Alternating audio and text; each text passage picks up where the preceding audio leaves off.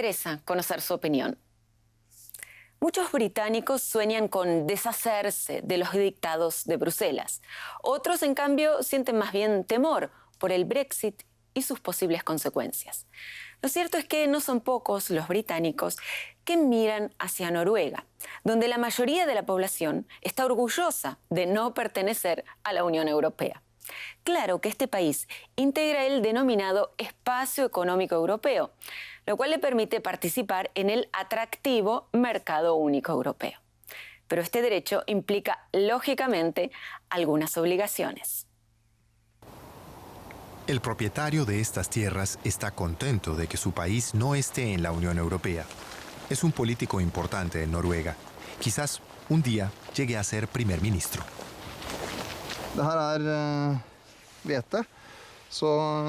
Esto es trigo. 1 metro cuadrado de trigo alcanza para hacer una barra de pan. Así que en este terreno crecen 120.000 barras de pan.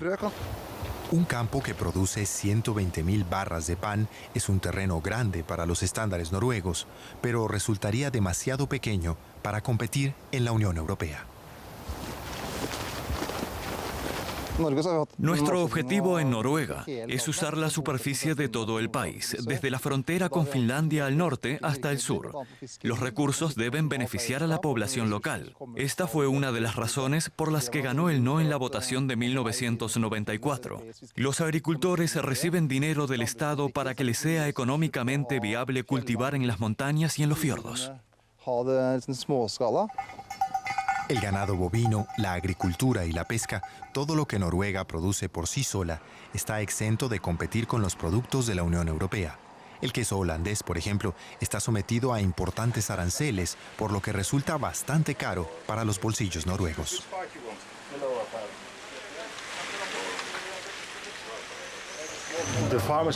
Los agricultores ejercen presión sobre el gobierno para que se protejan sus productos e impongan impuestos aduaneros a los quesos importados. En Oslo, adquirir productos de lujo es posible porque aquí el dinero abunda. El modelo noruego es viable gracias a las enormes reservas de petróleo del país, y es que el acuerdo especial que le da acceso a Oslo al mercado europeo cuesta dinero. De hecho, Noruega paga a Bruselas como si fuera un país miembro. A Irene Johansen le gustaría que su país también participara en las decisiones que se toman en Bruselas, pero el 70% de los noruegos rechaza entrar en la Unión Europea por motivos similares a los de los británicos. Muchos temen que los trabajadores de Europa del Este desplacen a los noruegos porque son una mano de obra más barata. Los sindicatos noruegos han conseguido que los asalariados extranjeros tengan contratos de empleo con las mismas condiciones que son habituales aquí. Así se evitan desigualdades laborales que al final terminarían empeorando las condiciones de los trabajadores noruegos. Si bien el tono es diferente al que hay en el Reino Unido, en Noruega también existe un debate en torno a la inmigración europea y extraeuropea. No obstante, los acuerdos con Bruselas permiten a cualquier ciudadano de la Unión residir y trabajar aquí. Slagsvold Vedum no desea ampliar más allá los vínculos entre Oslo y Bruselas. Todo lo contrario. Él considera que la situación actual concede a la Unión Europea demasiado poder de intervención en Noruega. No creo que los británicos deseen establecer un acuerdo con la Unión Europea como el que tenemos nosotros. Sin duda, la mayoría de los británicos estarían de acuerdo. Parece poco probable que el Reino Unido esté interesado en copiar a Noruega en sus relaciones con Bruselas. Pero eso sí, lo que británicos y noruegos tienen en común es la monarquía. Y quien dice monarquía dice palacios y castillos. Y aquí que la posibilidad de vivir en un auténtico castillo no queda reservada solo a los cuentos infantiles. En la República Checa es posible adquirir una de estas reliquias. Cerca de 2.000 palacios buscan dueño en este país. Claro que no todo lo que brilla es oro, pero esa es otra historia. Este pequeño palacio en el campo a las afueras de Praga vale solo 200.000 euros. Parece una ganga, pero tiene un inconveniente. Nos encontramos en un típico palacio checo. Una fuerte ráfaga de viento y todo se vendría abajo. Solo quedan algunas partes del tejado, pero todavía conserva algo de ese brillo que tenía cuando era la lujosa residencia de una familia aristocrática. Natalia Makovic se especializó en la venta de castillos y palacios. Dependiendo de sus necesidades, el nuevo propietario debería invertir hasta 1 millón de euros para que estas estancias recobren su antiguo esplendor, calcula la agente inmobiliaria. No es un caso aislado en Chequia. Según Natalia Makovic, el 90% de los palacios se encuentran en un estado similar y apenas hay compradores checos que tengan suficientes recursos para restaurar los edificios. Si en los próximos 10 años no conseguimos atraer a grandes inversores extranjeros, una gran parte de los palacios checos se vendrán abajo. Esta propiedad, a 1 hora en auto al este de Praga, también está a la venta. Kalina Befort y Katarina Michaelis son rusas, pero viven en Alemania y han venido a ver el edificio. Quieren comprar un palacio en Chequia para que albergue lo que ellas llaman un proyecto social, pero no ofrecen más detalles al respecto.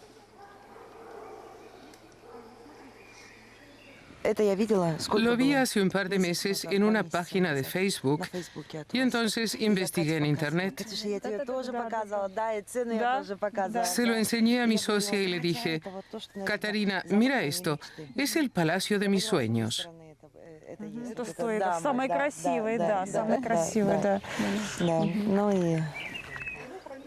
Tras el largo viaje, el sueño se enfrenta a la realidad. El palacio cuesta 600.000 euros, a los que habría que añadir 1,5 millones para rehabilitarlo. Como ven, los techos están relativamente bien conservados y las partes que faltan se pueden reconstruir con copias de los motivos originales. Sin embargo, muchos aquí no están de acuerdo con que se venda a extranjeros una parte del patrimonio arquitectónico de su país. La mayoría de los propietarios checos reciben los palacios en herencia y al no poder hacerse cargo de ellos, los venden, sobre todo a compradores extranjeros. Los rusos, a pesar de la crisis del euro y del rublo, son los clientes más fieles. La idea de que los extranjeros se instalen en Chequia no gusta a muchos, especialmente en el campo. ¿Quién sabe si dentro de poco no tendremos aquí un salón de juego y la mafia? Antes teníamos el parque aquí mismo, era muy lindo para pasear. Ahora pusieron un muro y ya nadie puede entrar.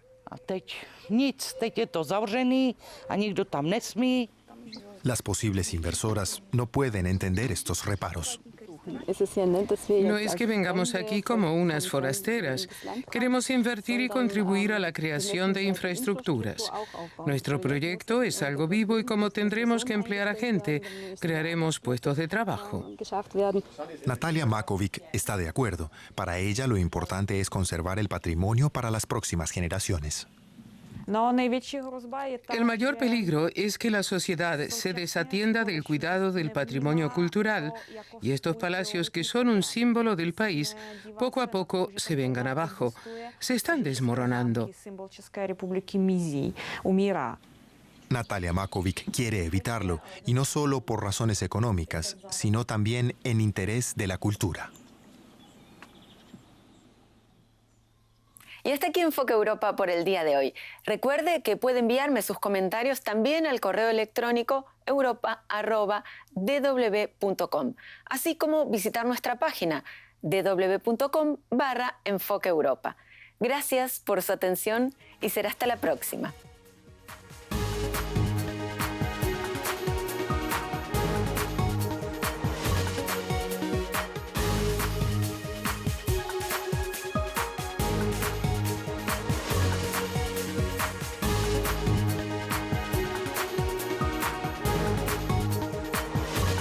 Te invitamos a que inicies tus mañanas de la mejor forma, disfrutando de la revista matutina Atrévete con Fanny, de lunes a viernes, de 9 a 10 de la mañana.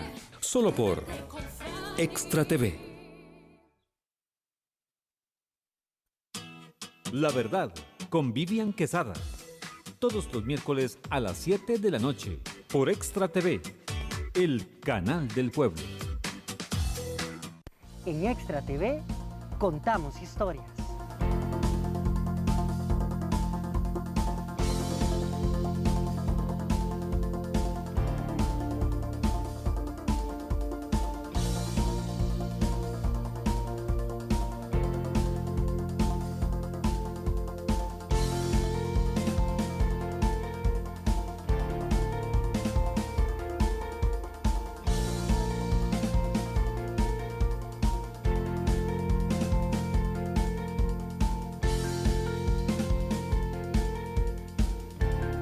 Historias de vida, de emprendedurismo, todos los jueves a las 7 de la noche.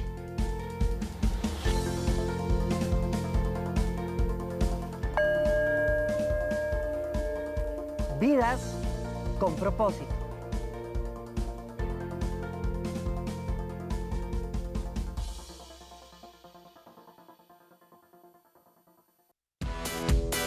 Adrián Alvarado lo espera con lo mejor de las pasarelas, conciertos y entrevistas en su programa Fiesta TV, sábados, 10 de la noche. La verdad, con Vivian Quesada. Todos los miércoles a las 7 de la noche, por Extra TV, el canal del pueblo. Diario Extra, 37 años informando a Costa Rica, llevando la noticia hasta sus hogares de lunes a sábados. Y ahora también podrá disfrutar de la Extra del domingo. Espectáculos, área verde, estilo de vida, deportes, nacionales e internacionales, forman parte de la Extra del domingo.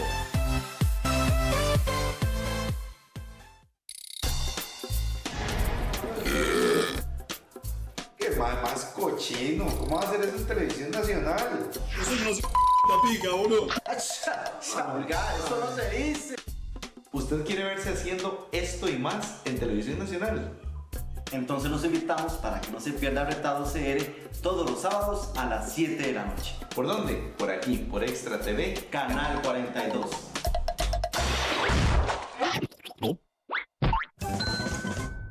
En Extra TV contamos historias.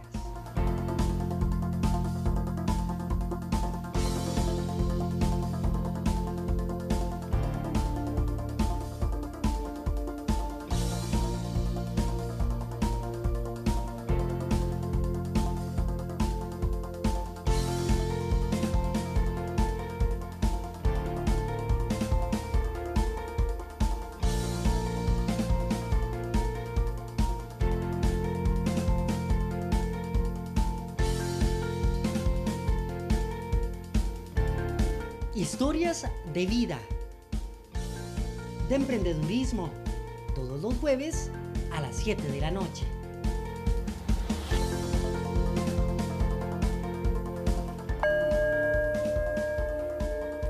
Vidas con propósito.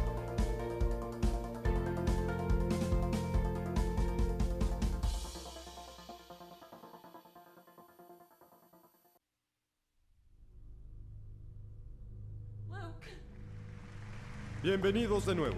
El concursante va a la ronda final, donde se enfrenta a 3 selecciones difíciles. Tras la primera cortina, más alcohol del que tu cuerpo podría soportar. Tras la cortina número 2, drogas peligrosas que alteran la mente. Y detrás de la tercera, tenemos a tu familia, tus amigos y tu autoestima. Jaja, bien, Luke, ¿cuál eliges? ¡Vamos, Luke! ¡Luke!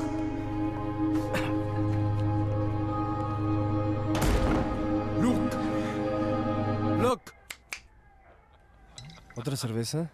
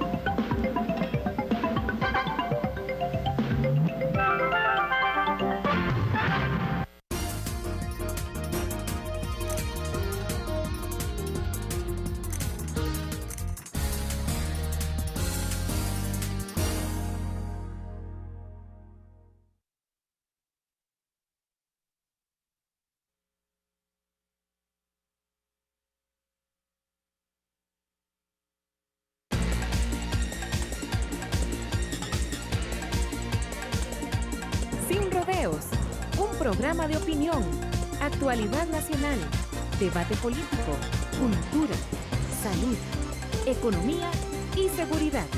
Sin rodeos, donde hablamos claro y directo. Bienvenidos, muy buenas noches. Estamos en Sin Rodeos. Isabel Espinosa les saluda. Para nadie es un secreto que ya en este momento, a pesar de que faltan 2 meses en tiempo para que arranque el año electoral, para las elecciones del 2018, ya la campaña arrancó.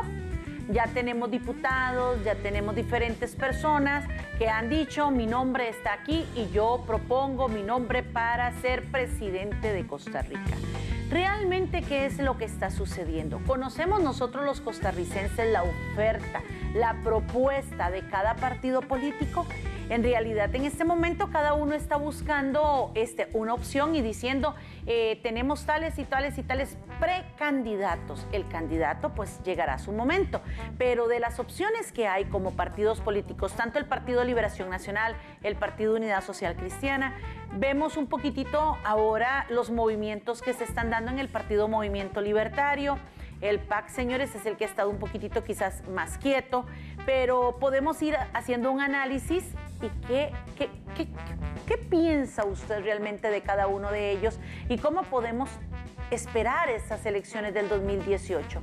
¿Está claro realmente el panorama para el 2018 o deberíamos de ser los y las costarricenses, como bien muchas veces platicamos, un poquitito pues más selectivos o tratar de instruirnos un poquito más para tener un voto inteligente, un voto pensado, bien analizado y tratar de elegir pues la mejor opción para Costa Rica? Porque aquí no se trata de colores políticos, aquí en Sin Rodeos, en realidad de lo único que queremos hablar es de las opciones y que sea la mejor opción para Costa Rica, no para un partido, sino para nosotros y para todos los costarricenses.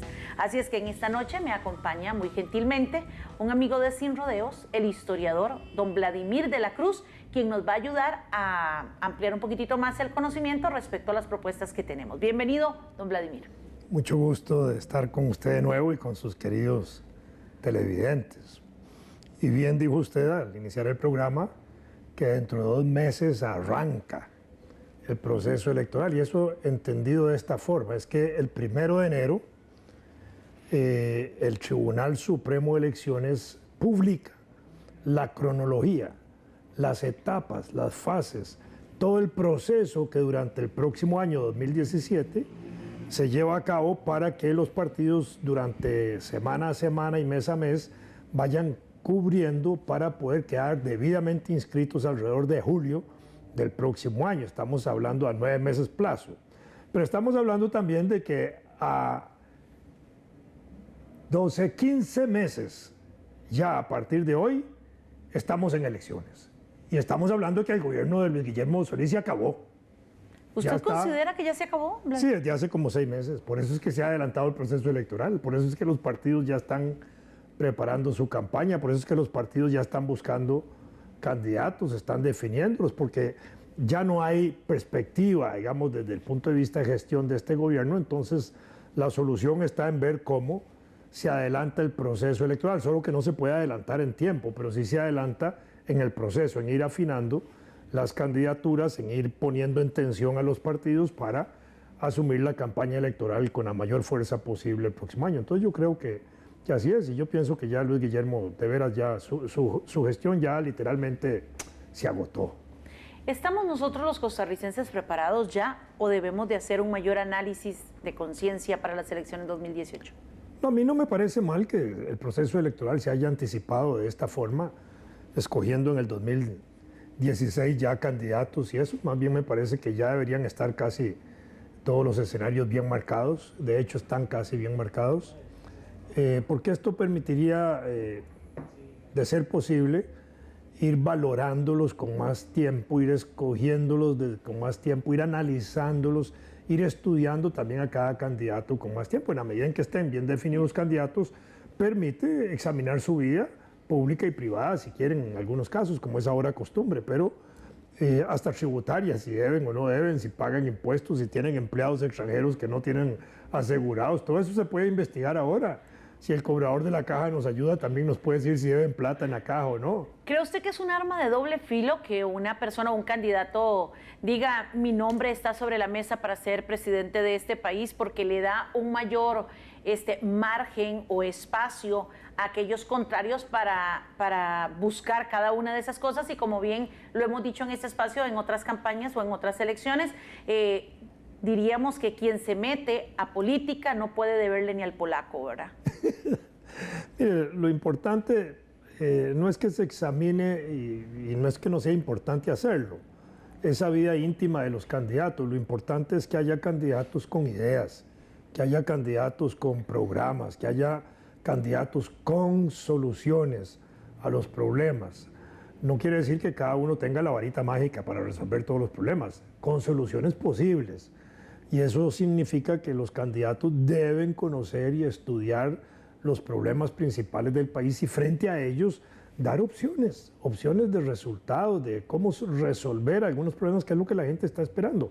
Hay más de 300,000 personas que son adultos mayores, que muchos de ellos nos están viendo en este momento. Sí. ¿Qué perspectivas hay para esa población de 300,000 ciudadanos mayores, adultos mayores en Costa Rica, la mayor parte pensionados, que los quieren estrujar, que carecemos en ese sentido los pensionados de ser un factor de presión, porque no hay huelgas de pensionados? No se puede hacer una huelga de pensionados para presionar a nadie. Más bien estamos amenazados de que rebajen las pensiones, de que las estrechen o lo que sea.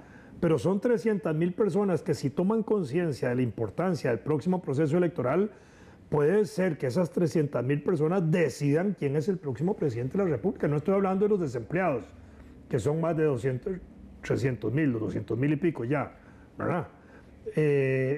No estoy hablando de los que no tienen trabajo ni estudian, no. Estamos hablando de adultos mayores que también tienen responsabilidades familiares muy importantes. Por supuesto. Porque parte de sus estrechas pensiones o de sus ingresos los contribuyen para sus familias, para sus hijos, para sus nietos, cuidan nietos muchas veces.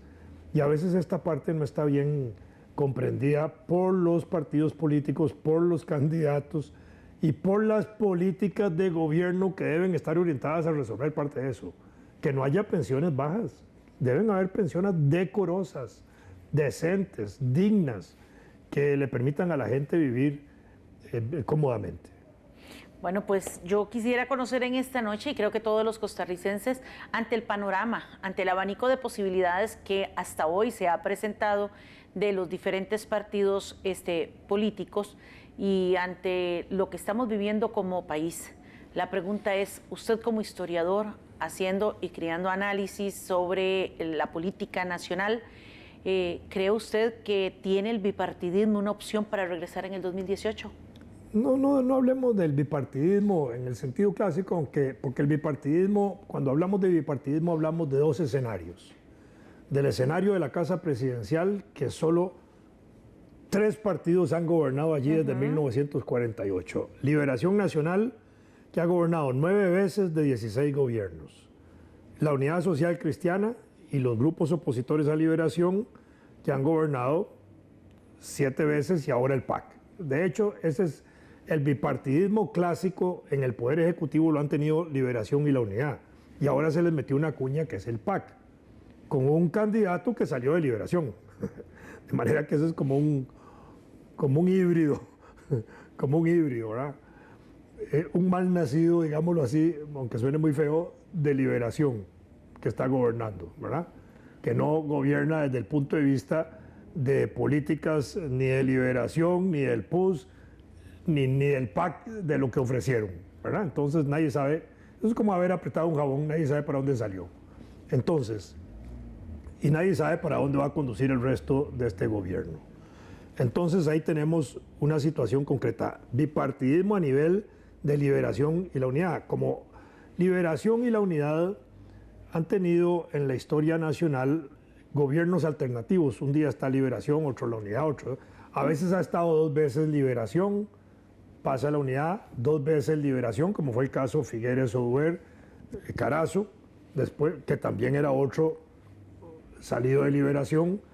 Después vino Monge y Arias, 2 veces, ¿verdad? Después vino Rafael Ángel Calderón, después vino José María, después vino Miguel Ángel y Abel, 2 gobiernos de la unidad. Después vinieron otra vez 2 gobiernos de Liberación, Óscar y Laura, y luego Chinchilla y ahora el PAC. Entonces ahí tenemos una situación por la cual, aunque Liberación haya perdido las elecciones pasadas, si pudiera perder las próximas, para decirlo así, no va a pasar nada con Liberación. Es un partido sobreviviente, es un partido fuerte, es el partido histórico más poderoso en este momento en el país, nacido en 1951, está cumpliendo 65 años, tiene todavía fortaleza, vigor, es el partido, ahora sí, mayoritario en este momento en la Asamblea Legislativa, porque a nivel del bipartidismo, como usted lo plantea, ha habido bipartidismo en la Asamblea Legislativa hasta 1998, cuando 2 partidos, Liberación o La Unidad, manejaban la mayoría de la Asamblea Legislativa, fuera como partido propio o como unidad de ellos 2. En este momento, desde 1998 hasta hoy, ningún partido es mayoritario en la Asamblea Legislativa. Incluso el partido de gobierno actualmente, el Partido Acción Ciudadana, son 13 diputados en 57, menos del 25%.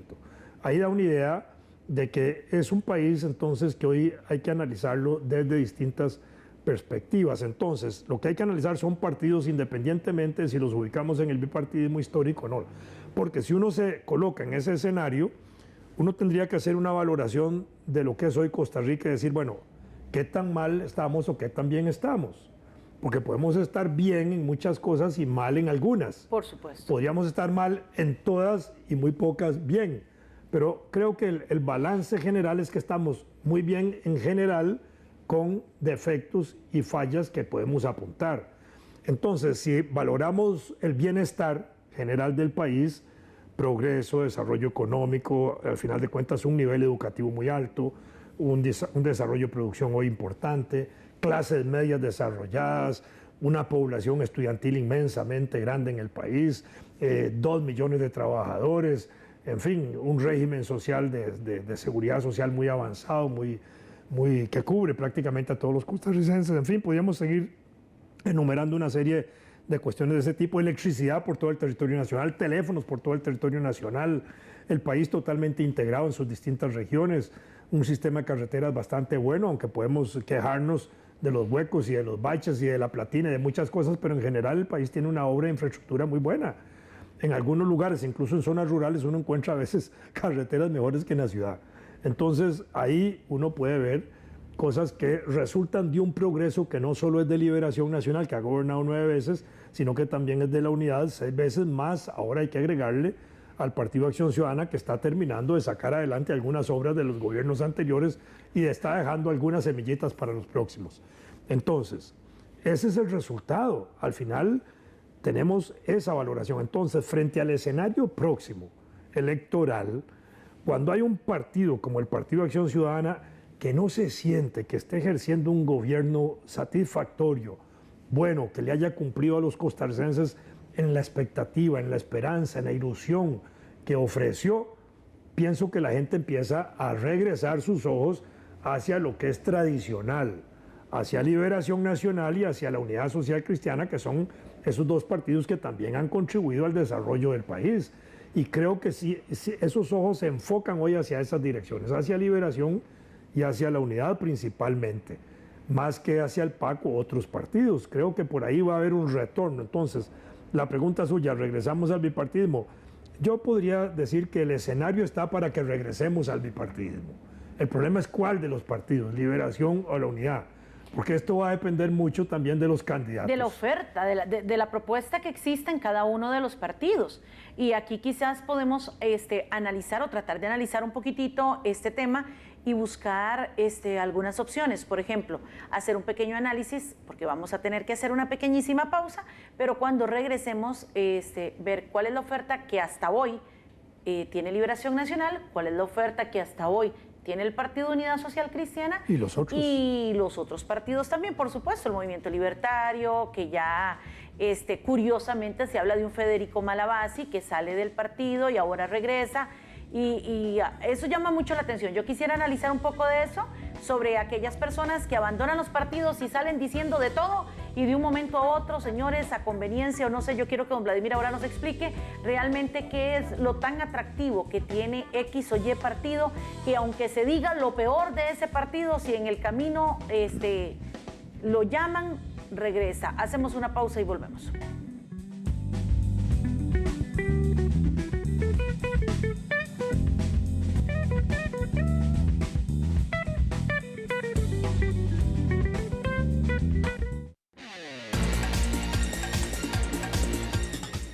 Ya regresamos con Sin Rodeos. Ay, el gobierno de la República fortalecen e impulsan los acueductos comunales mediante la Política Nacional de Asadas para garantizar el acceso al agua potable y el saneamiento como derecho humano fundamental. Costa Rica alcanzó una cobertura de abastecimiento en más de un 95% entre los diferentes operadores. Con su labor voluntaria, las asadas llevan agua a un 25% de los habitantes. Por el bien común, fortalecemos la democracia con la participación ciudadana. El agua es vida. Cuidémosla. Si usted es cliente de la Compañía Nacional de Fuerza y Luz, ahora debe pagar sus recibos con el número de NICE. El NICE es como su cédula de identidad, tiene pocos números y nunca cambia. Usted puede consultar cuál es su NICE en la aplicación de la compañía, en el sitio web y en las redes sociales de Fuerza y Luz o llamando al 800 Energía. Recuerde, con el NICE puede pagar en cualquiera de los 4.000 centros de recaudación autorizados. Compañía Nacional de Fuerza y Luz, Servicio y Energía. Ay, el gobierno de la República fortalecen e impulsan los acueductos comunales mediante la Política Nacional de Asadas para garantizar el acceso al agua potable y el saneamiento como derecho humano fundamental. Costa Rica alcanzó una cobertura de abastecimiento en más de un 95% entre los diferentes operadores. Con su labor voluntaria, las asadas llevan agua a un 25% de los habitantes. Por el bien común, fortalecemos la democracia con la participación ciudadana. El agua es vida. Cuidémosla. Diario Extra, 37 años informando a Costa Rica, llevando la noticia hasta sus hogares de lunes a sábados. Y ahora también podrá disfrutar de la Extra del domingo. Espectáculos, área verde, estilo de vida, deportes, nacionales e internacionales, forman parte de la Extra del domingo.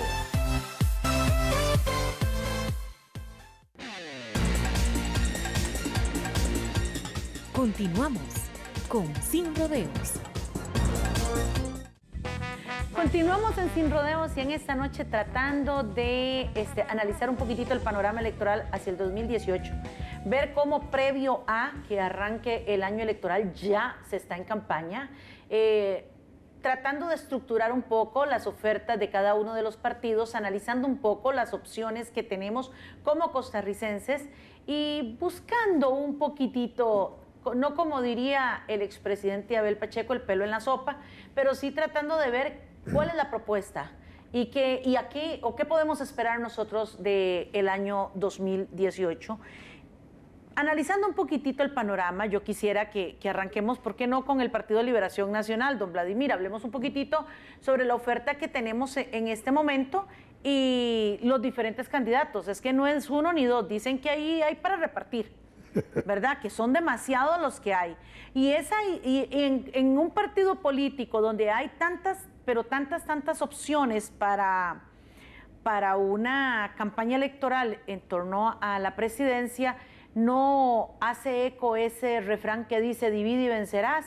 ¿Cómo va a estar esa situación en Liberación Nacional? ¿Cómo lo ve usted? Me parece que es natural que haya candidatos y que los pueda haber en abundancia. En el caso de Liberación, me parece que el mejor candidato que tenía era Óscar Arias y quizás era el candidato que mejor se presentaba para todo el país. No había frente a él ninguno en el escenario de su altura, su nivel, y en distancia todos andaban muy largo de él. Bueno, él optó por separarse del proceso electoral, de apartarse. Entonces, lo que provocó en Liberación fue que se igualaran el pelotón que venía detrás de él a mucha distancia. Y entonces allí estaba José María, Enrique Rojas Franco, un abogado prestigioso, constitucionalista, el doctor Aiza, que eran los que estaban. Después apareció Clinton Cruzan, En fin, ahí han ido apareciendo finalmente Rolando González, que son los que han estado sonando. Ahí, y por último, también se incorpora Antonio Álvarez de Santi, que le había dado la adhesión a Óscar Arias, pero al retirarse Óscar, entonces él encuentra el escenario propicio para postularse, porque hay alguien que le canta al oído que él puede ser un buen candidato, porque ha sido muy buen diputado y ha sido un excelente presidente de la Asamblea Legislativa. Que si la Asamblea Legislativa lo hubiera elegido a él presidente desde la primera legislatura, probablemente este gobierno hubiera salido mejor. Y además está también el alcalde de Alajuela, Roberto Thompson, que también ha anunciado su aspiración presidencial. Y en estos dos candidatos, algunos que trabajaban con Óscar, que colaboraban con Óscar, que estaban apoyando a Óscar, pues se han puesto unos al frente, no al frente, pero han colaborado en apoyar a Thompson, y otros están apoyando a José María. Entonces me parece a mí que en ese nivel hay, digamos, hasta ahora en Liberación hay como, ahora del grupo, del pelotón, hay como un grupito un poquito adelante, como una primera y una segunda fila. La primera fila yo la veo entre José María Figueres, indudablemente es un candidato muy fuerte por su experiencia presidencial y su experiencia internacional.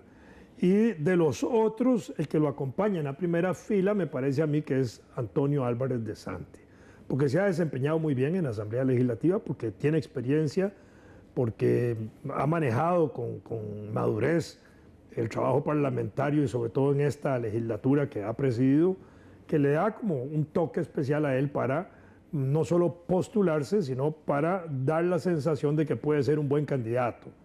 ¿Cómo se va a resolver eso? Me parece que eso va a ir por la vía de la Convención Interna en Liberación, y en ese sentido me parece a mí que la Convención Interna sí la puede ganar José María.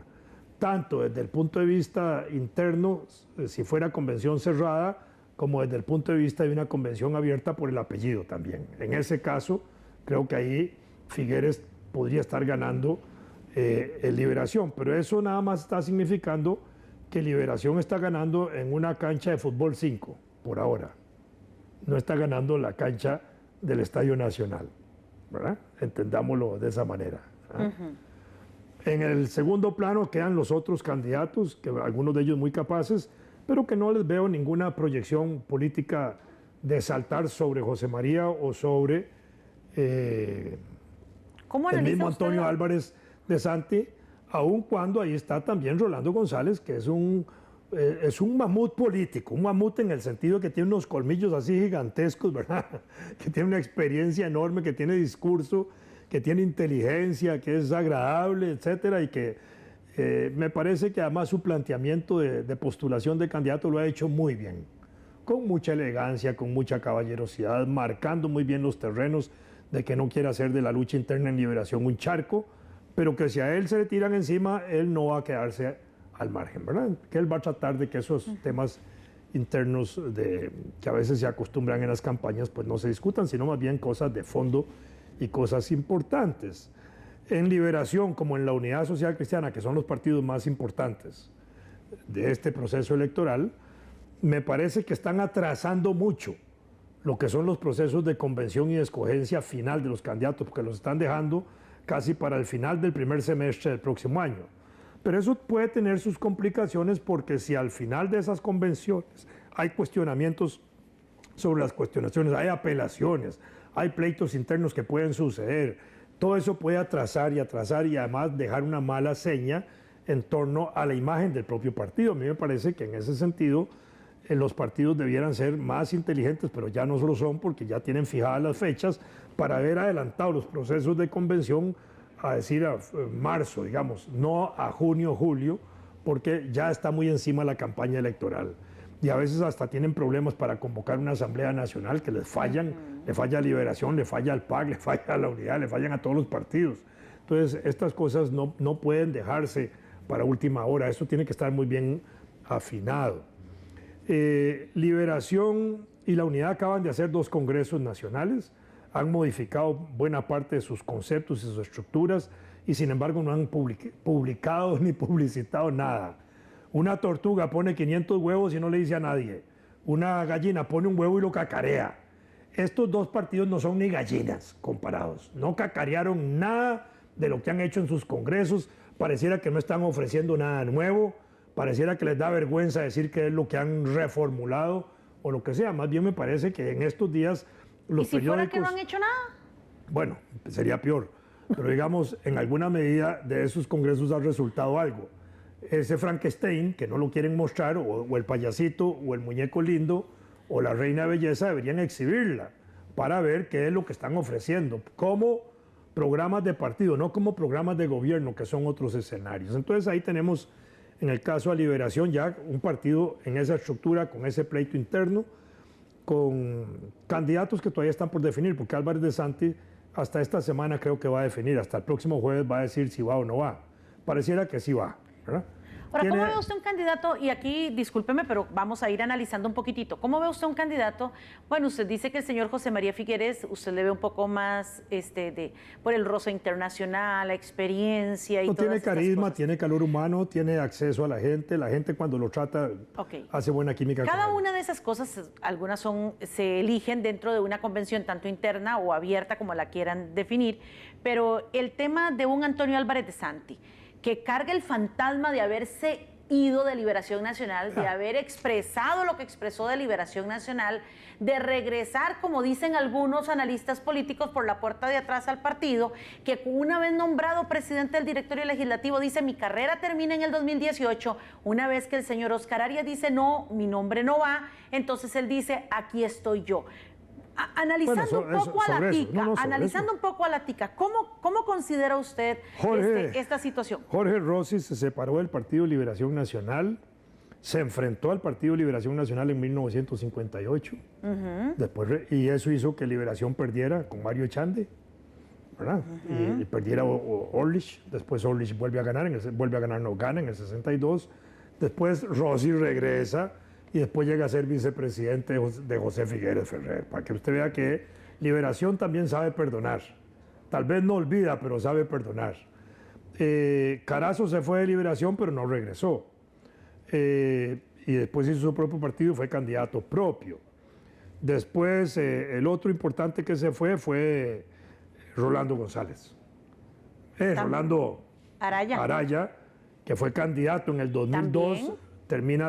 Rompe con Liberación, se enfrenta un poco a Liberación con el propósito del TLC, regresa a Liberación silenciosamente a apoyar a su hermano, Johnny Araya, sin que hubiera sido, digamos, una incorporación positiva, activa, importante, destacada como para haberse permanecido en Liberación. Fue un acto de solidaridad familiar. Salió Johnny perdidoso, salió del partido y Rolando también se desapareció de ahí y además fundó un partido para aspirar a la candidatura de diputado en la próxima campaña electoral, en lo cual él podría ser un maravilloso diputado. Es un tipo inteligente, culto, estudioso, pensador, un filósofo de la política, en fin, él podría ser un gran diputado, indudablemente. Ya fue ministro, fue diputado, fue candidato a la presidencia, tiene una experiencia extraordinaria. Entonces, él podría jugar un papel importante en la asamblea próxima y ojalá salga diputado.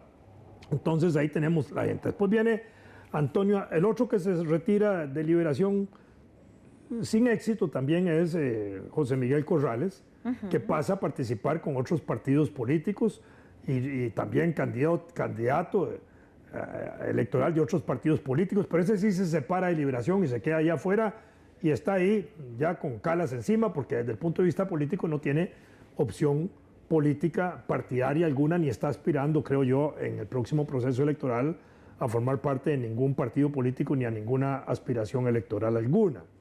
Después está Antonio Álvarez de Santi, que se separa de Liberación Nacional en el 2000, para las elecciones del 2006, se enfrenta a Oscar Arias y es violentamente agresor en sus planteamientos en torno a la figura y al Partido de Liberación Nacional, la figura de Oscar. Bueno, termina el gobierno de Oscar, pasa el gobierno de Laura, hace la candidatura Johnny Araya, Antonio Álvarez regresa a Liberación Nacional, ¿verdad? Que no era un pecado regresar a Liberación Nacional para él, reconoce que fue un error haber salido de Liberación, supongo que al reconocer que fue un error haber salido, reconoce, aunque no lo ha dicho públicamente, que muchas de las cosas que dijo también eran impropias haberlas dicho, tal vez eso no lo ha dicho. Cuando él le da el apoyo público a Óscar Arias, de alguna manera le está pidiendo perdón de todas las cosas que dijo, y quería trabajar con Óscar. Cuando Óscar se separa, Antonio Álvarez, que había dicho efectivamente que este iba a ser su último periodo legislativo de diputado y que ahí acababa su actividad política, estaba bien dicho en el momento en que lo dijo. ¿Por qué? Porque en el escenario el próximo presidente de la República iba a ser Óscar Arias. No iba a ser ni Antonio Álvarez, ni José María Figueres, ni nadie. Y en ese sentido Antonio Álvarez no iba a poder esperar a que después de Óscar Arias pudiera ser José María y otros más, y entonces ahí sí, Liberación le hubiera castigado, obligándolo a esperar 3 o 4 campañas más. Entonces él anuncia su retiro, pero cuando Óscar se retira, el escenario se convierte diferente porque él en ese momento ya había sido postulado y presidente de la Asamblea Legislativa, donde se ha desempeñado de manera excelente, porque hay que reconocerlo. Es un maravilloso diputado, es un excelente presidente del Poder Legislativo, que de lujo es. Y entonces, en ese sentido, hoy eso lo hace saltar como una figura que puede volver a jugar en ese escenario dentro de Liberación, porque está dentro de Liberación y se ha sometido de alguna manera a la disciplina de Liberación. De alguna manera, si él llega a ser candidato de Liberación, supongamos que también le gana a José María, él de alguna manera va a ser la reencarnación de Liberación Nacional. El que Antonio Álvarez de Santi le diga al señor Roberto Thompson, don Roberto, corramos juntos esta carrera, y don Roberto le diga, no, muchas gracias, voy solo. Es válido porque también Roberto Thompson se valora tanto como Antonio Álvarez de Santi, tiene 2 alcaldías o más, se considera, fue viceministro, es una persona enterada de la política, puede tener algún apoyo importante de tipo político y en ese sentido se sentirá fuerte. Al final de cuentas, lo que va a valer es el resultado de la convención. Esperemos que eso se resuelva de esa manera y entonces podemos estar hablando de eso el próximo año, de cuál va a ser el verdadero candidato de Liberación Nacional, si José María, si Antonio Álvarez o Thompson, que podrían ser en ese escenario los 3 que sí llevan la delantera.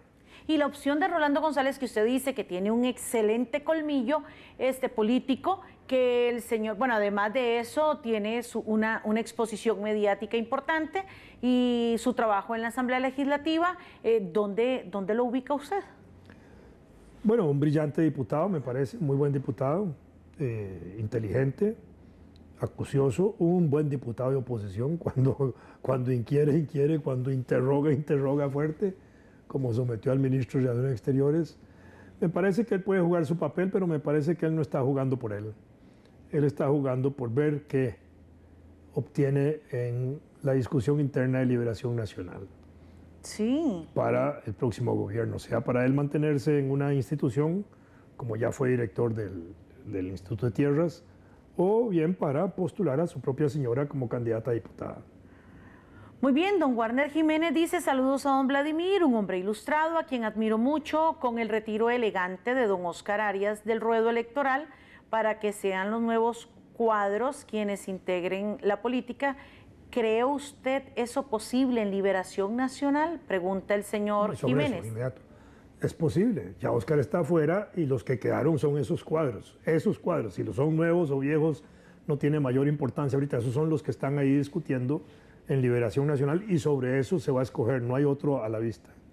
Bueno, don Álvaro Castillo dice, la mejor opción debe salir del PLN o del PUS. Creo que hemos visto que el PAC fue pura espuma y del Frente Amplio, si el maestro Maduro tiene así a Venezuela, ¿qué puede esperarnos a nosotros? Así apoyemos fuerte, dándoles diputados capaces y no pedir el voto. Vamos al PUS si quiere. Pero vamos a hacer una pequeña pausa. Ya vimos Liberación Nacional. Vamos a hacer una pequeña pausa y regresamos entonces con el análisis del Partido de Unidad Social Cristiana y el Partido de Acción Ciudadana. Y por favor, no dejemos por fuera el Movimiento Libertario en este momento. No, y al Frente Amplio tampoco. Exactamente, vamos. Ni a Sergio Mena tampoco. Muy bien, ya volvemos.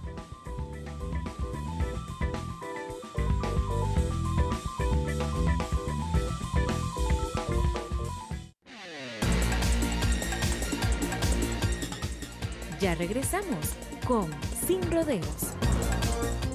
Ay, el gobierno de la República fortalecen e impulsan los acueductos comunales mediante la Política Nacional de Asadas para garantizar el acceso al agua potable y el saneamiento como derecho humano fundamental. Costa Rica alcanzó una cobertura de abastecimiento en más de un 95% entre los diferentes operadores. Con su labor voluntaria, las asadas llevan agua a un 25% de los habitantes. Por el bien común, fortalecemos la democracia con la participación ciudadana. El agua es vida. Cuidémosla. Con la ecofactura de la Compañía Nacional de Fuerza y Luz, se dejarán de imprimir 525,000 facturas mensuales para un ahorro de 262,000 hojas de papel al mes, 3 millones de hojas de papel al año. Con la ecofactura, se rescatará un árbol diariamente, 370 árboles anuales, 56,000 litros de agua ahorrados y se dejará de producir más de 1 tonelada de dióxido de carbono. Compañía Nacional de Fuerza y Luz, Servicio y Energía.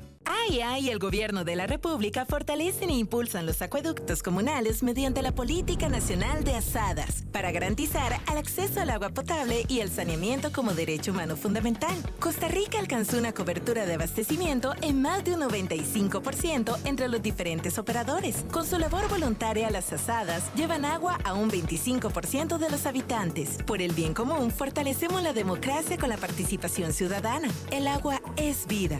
Cuidémosla. Continuamos con Sin Rodeos.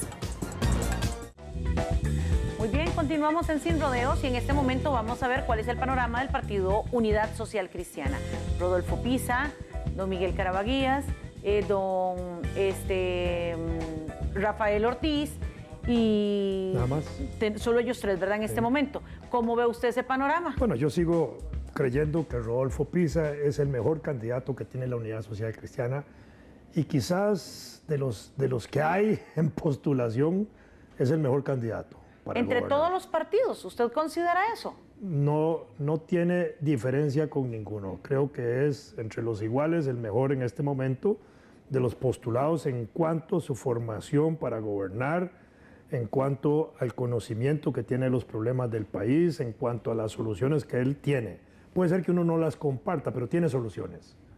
Y él conoce al detalle y al dedillo los problemas, tiene capacidad, inteligencia, ya fue candidato a la presidencia, sobre él se hizo una inversión económica muy grande por parte del Partido Unidad Social Cristiana y del país, porque al final todos pagamos la campaña electoral, y sería una ruina para ese partido no aprovechar un candidato con las características de Rodolfo Pisa, me parece a mí. ¿Y Rafael Ortiz? Rafael Ortiz ha resultado un relativamente bueno diputado, porque mientras él estuvo en sus primeros 2 años ahí de diputado fue como insípido.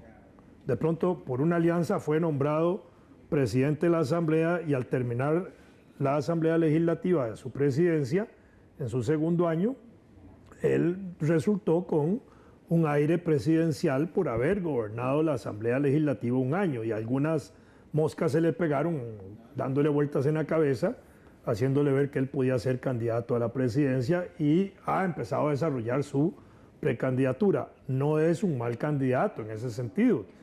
Tiene experiencia, tiene, digamos, imagen, lo está apoyando cierta parte del capital del PUSC, fue dirigente deportivo, tiene su escenario, pero me parece que no es el tiempo de Rafael Ortiz. A mí me parece que si Rafael Ortiz aceptara ir en una vicepresidencia con Rodolfo Pisa, esa sería una fórmula bastante demoledora para otros partidos, es decir, sería una aplanadora muy fuerte. Pienso que el PUS como partido se le siente que se aliaran y no que se dividan. Exactamente, pero como tiene que ir un presidente y un vicepresidente, pues él podría ir de vicepresidente y haría esa escuela a la par de alguien como Rodolfo, que podría ser importante. Y me parece que la perspectiva de él podría ser 2022 en ese escenario y no antes. Me parece que si él se lanza antes, se va a lanzar sin paracaídas, me parece a mí. ¿Y don Miguel? Y don Miguel Carabaguías me parece que es como el cabús del tren que él dirigía. Nada tiene que hacer en la Unidad Social Cristiana. Salió de la Unidad Social Cristiana, se fue con Rafael Ángel Calderón a fundar un nuevo partido, estuvo por allá, trató de ser candidato de ese otro partido. Cuando vio que el doctor Rodolfo Hernández era el candidato, el ungido y el escogido, se regresó a la Unidad Social Cristiana, está tratando de volver a ser candidato en la Unidad Social Cristiana en medio de un debate interno del plazo que tienen los candidatos para ser aspirantes dentro de la unidad por el plazo de permanencia en el partido. Al final eso no tendría mayor importancia. Puede ser el candidato que no va a decir nada. Miguel Carabaguías no juega en ese escenario de la Unidad Social Cristiana. Ahí los importantes son Rodolfo Pisa y Rafael Ortiz. Y si ellos dos se unieran, me parece que sería ya casi un llamado a entender que el Partido Unidad Social Cristiana es quizás una opción de gobierno y quizás la más fuerte en el escenario político. En el Partido Acción Ciudadana hay distintos escenarios. Unos que el propio presidente de la República marcó cuando señaló que algunos ministros de su gobierno, como Carlos Alvarado, que parece ser el escogido del presidente, Luis Guillermo Solís, para que sea candidato del PAC, y el ministro de Relaciones Exteriores, Manuel González, si querían aspirar a puesto presidencial, debían renunciar en enero.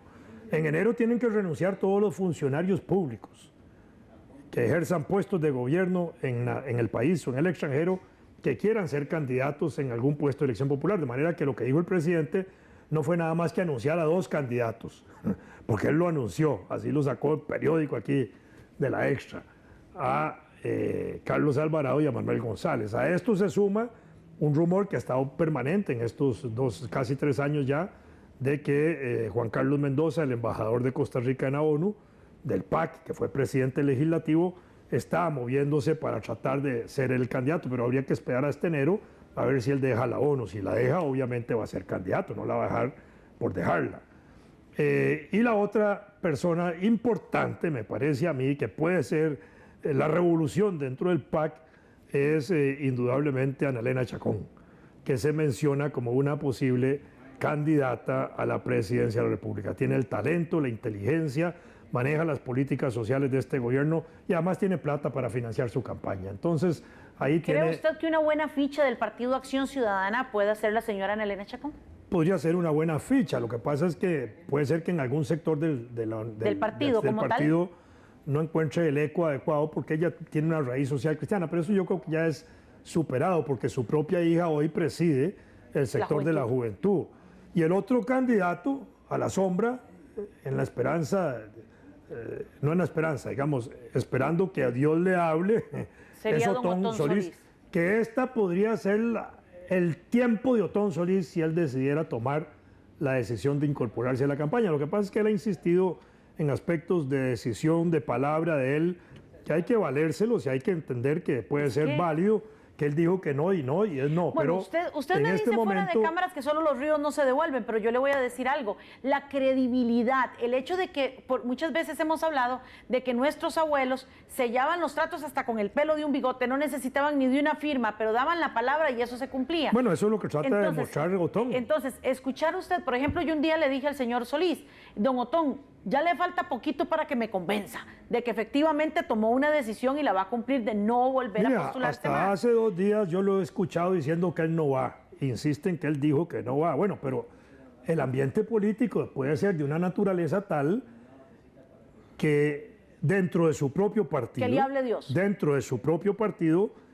se abran a la expectativa de que él puede ser una buena carta frente a candidatos como José María, frente a Antonio Álvarez o el mismo Rodolfo Pisa, con lo cual también le daría un gran nivel a la campaña política, me parece a mí. Ahora, dentro del partido y con las diferencias, porque han existido diferencias de un sector del partido con el señor Solís, ¿considera usted que lo lograría? Pero Otón Solís sobre todo ha sido un eje, una columna vertebral, una raíz que se ha mantenido en las cosas fundamentales de lo que él ha dicho y eso es lo que también tiene valor.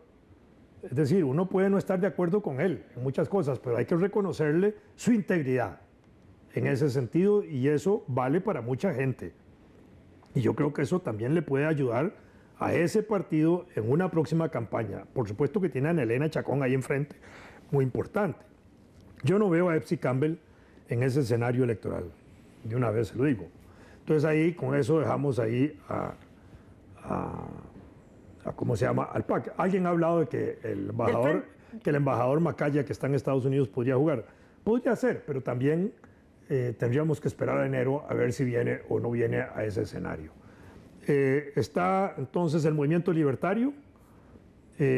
Otto Guevara ha postulado ya su quinta candidatura, de hecho la actividad que ha realizado recientemente, su quinta candidatura, ha llamado a acompañarlo a esa candidatura a Federico Malabasi, que fue un magnífico diputado del Partido Libertario. Uno puede no estar de acuerdo con el Partido Libertario en algunas de sus tesis o en todas sus tesis, pero uno no puede dejar de reconocer que Otto en este momento es un gran diputado.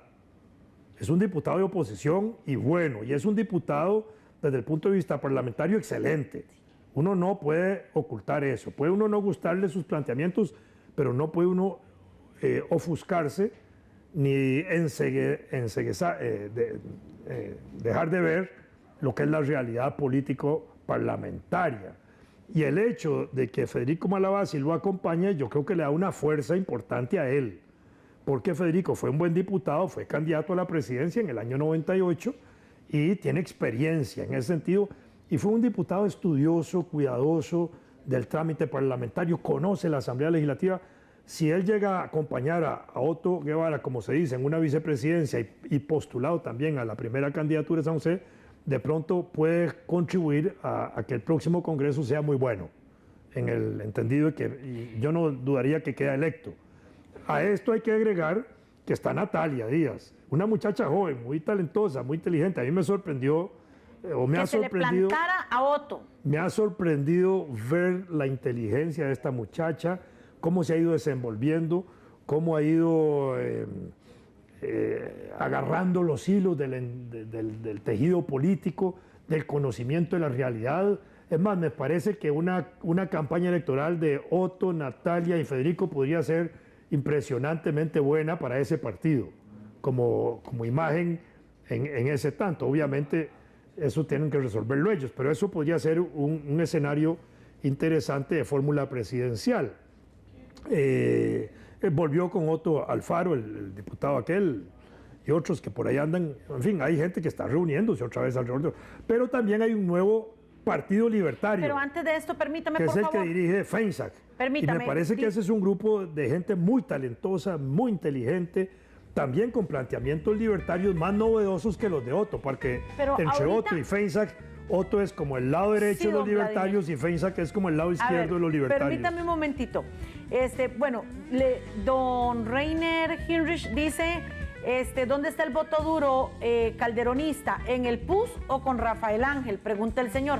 Pero antes de que le responda a él, usted hace... Es que usted me hace como 4 preguntas. Pero es que necesitamos correr porque el tiempo no nos alcanza. Sin responderle a la gente. Bueno, respóndale al señor, por favor. El voto calderonista está en la Unidad Social Cristiana. En el Partido Republicano Calderonista está el voto de Rafael Ángel Calderón Fournier. Pero la historia del social cristianismo que viene de las raíces de Calderón Guardia están sentadas en el Partido Unidad Social Cristiana fundamentalmente hoy. Ok, usted menciona, y aquí le retomo el tema del movimiento libertario, se sobreentiende que en este momento hay una lucha interna de poderes. No, ya la aclaramos. Ya está. Ya la aclaramos. ¿Por qué? Porque hay gente que en este momento estaba como asumiendo de que iban y les están pasando por encima y los están anulando. Bueno, ese es un problema interno de cada partido. Esperemos que eso se resuelva. En principio lo que hemos hablado son de los candidatos que hay y eso es lo que interesa ahorita. Otto, que le pasen Natalia por encima. Y Federico Malabasi. No hay otros. ¿Cuáles otros? No hay otros. Señores, tenemos solo 8 minutos de programa. Tenemos Frente que hacer Amplio, de una vez, rápidamente. Tenemos que hacer una pequeña pausa y venimos con el Frente Amplio. Y el señor Mena.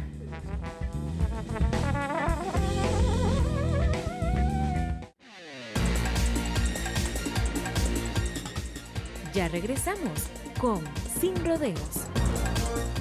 Ay, el gobierno de la República fortalecen e impulsan los acueductos comunales mediante la Política Nacional de Asadas para garantizar el acceso al agua potable y el saneamiento como derecho humano fundamental. Costa Rica alcanzó una cobertura de abastecimiento en más de un 95% entre los diferentes operadores. Con su labor voluntaria, las asadas llevan agua a un 25% de los habitantes. Por el bien común, fortalecemos la democracia con la participación ciudadana. El agua es vida. Cuidémosla.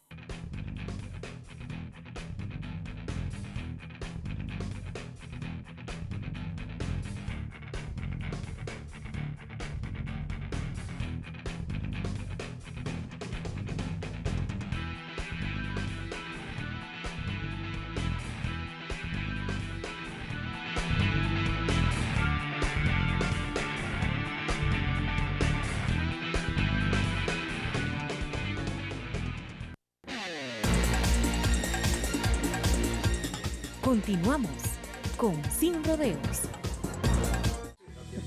Muy bien, continuamos aquí muy rápidamente. Frente Amplio, don Vladimir, ¿cuál es el panorama del Frente Amplio en este momento, para el 2018? De acuerdo a las elecciones de alcaldes que acaban de pasar en febrero, la proyección por resultado de votos, el Frente Amplio no elegiría ni 2 o 3 diputados, si acaso. Eso puesto en términos de resultados electorales. Internamente están tratando de organizar sus asambleas, han hecho un esfuerzo muy importante, van por 50 asambleas cantonales, preparando ya las provinciales y toda la estructura del partido para hacer sus postulaciones debidas el próximo año. A nivel de candidatos, ¿qué es lo que se dice que hay? Primero, Patricia Mora, hay un grupo que trata de impulsarla a ella, que es lo que podríamos llamar la Guardia Roja del Frente Amplio, los comunistas puros que quieren que Patricia sea la que encabece, ella como mujer. Pero es que es una desgracia ella este como país. Esposa de Merino, como diputada actual, etc. Pero es una desgracia, ¿Cuál dice desgracia? la señora, vivir en este país, los años que ha pasado aquí. Eso entonces, y todavía para ser presidenta de la República, como que un poquito contrario, ¿no? Pero eso hay gente que cree que ella debe ser la candidata. Es lo que podríamos llamar la Guardia Roja del Frente Amplio. Al mismo tiempo, Patricia postula o propone y cree que el que debe ser candidato es José María Villalta, que ya fue candidato con muy buen resultado en el 2014.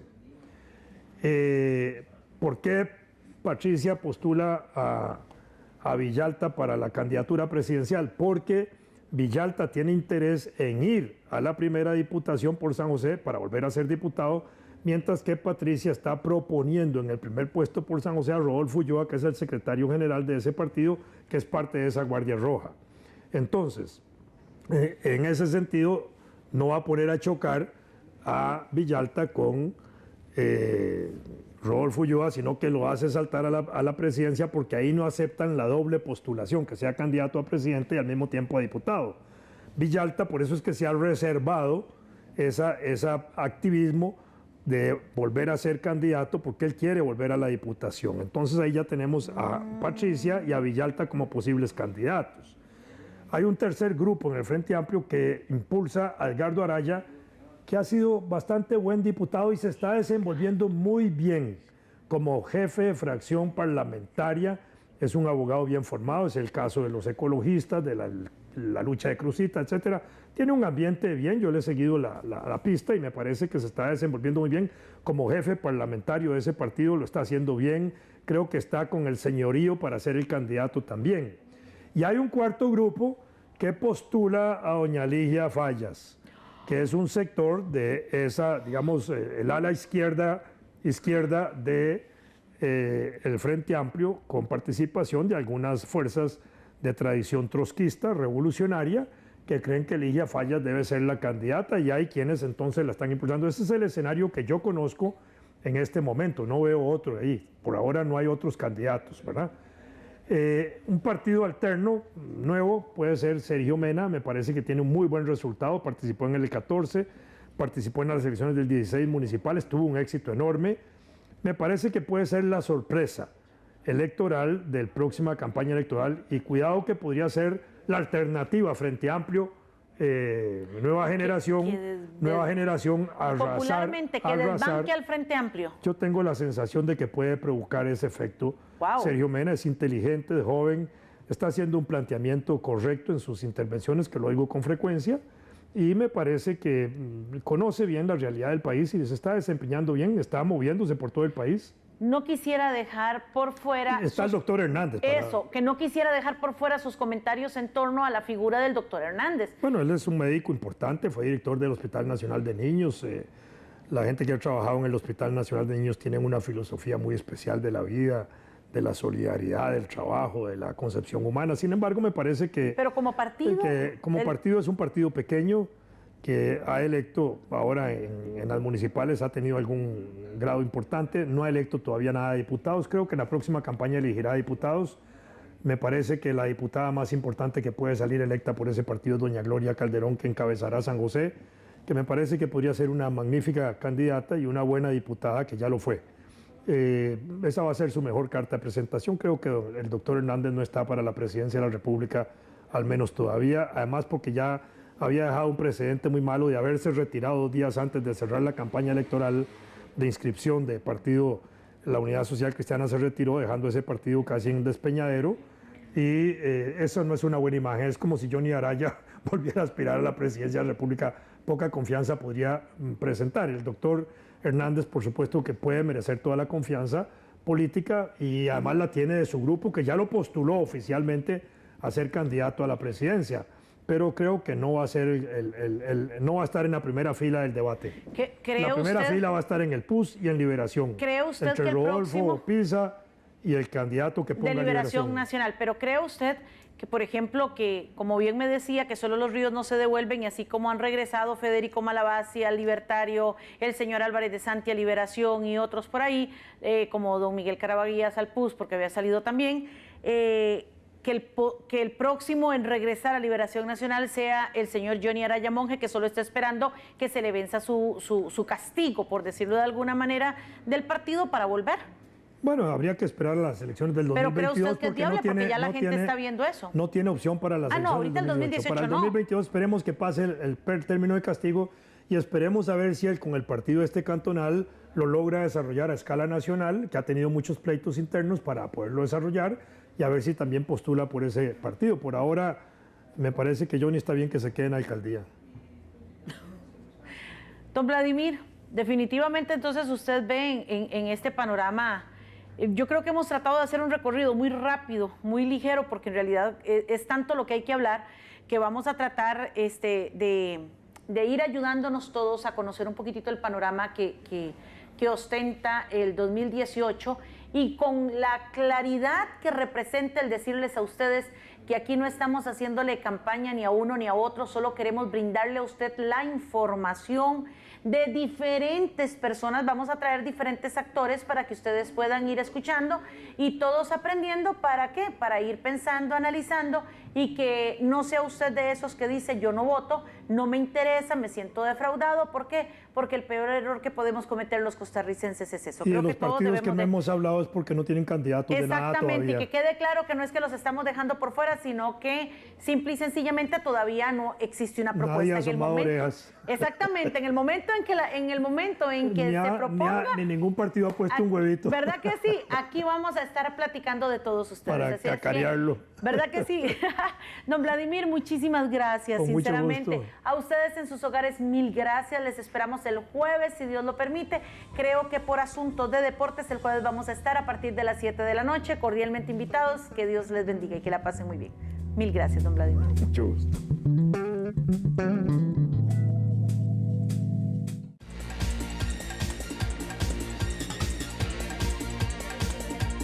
Sin rodeos, un programa de opinión, actualidad nacional, debate político, cultura, salud, economía y seguridad. Sin rodeos, donde hablamos claro y directo. Diario Extra, 37 años informando a Costa Rica, llevando la noticia hasta sus hogares de lunes a sábados, y ahora también podrá disfrutar de la Extra del domingo. Espectáculos, área verde, estilo de vida, deportes, nacionales e internacionales, forman parte de la Extra del domingo.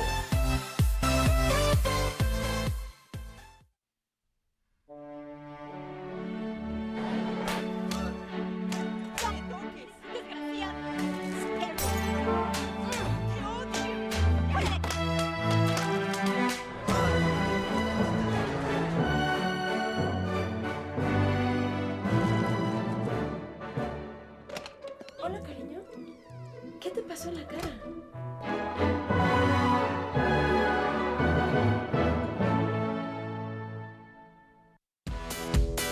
Adrián Alvarado lo espera con lo mejor de las pasarelas, conciertos y entrevistas en su programa Fiesta TV, sábados, 10 de la noche.